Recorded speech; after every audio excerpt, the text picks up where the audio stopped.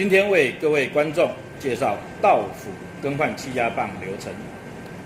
我们会将维修货车开到客户指定地点，请客户帮我们把待修的电脑椅推到维修货车旁，方便我公司维修人员在货车工作台面进行更换作业。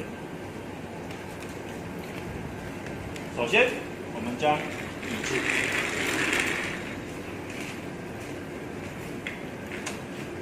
翻倒，放置于工作台面上，敲击气压棒周围金属部分，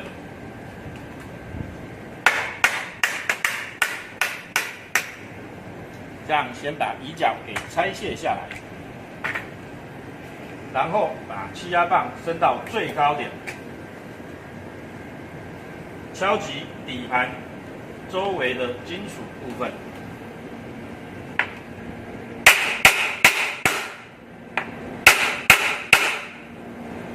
这样就把气压棒给拆卸下来了。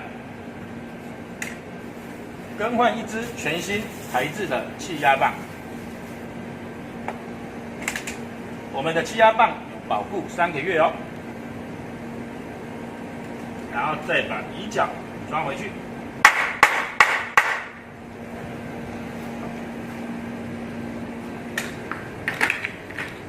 这样就更换完毕了，谢谢各位观众。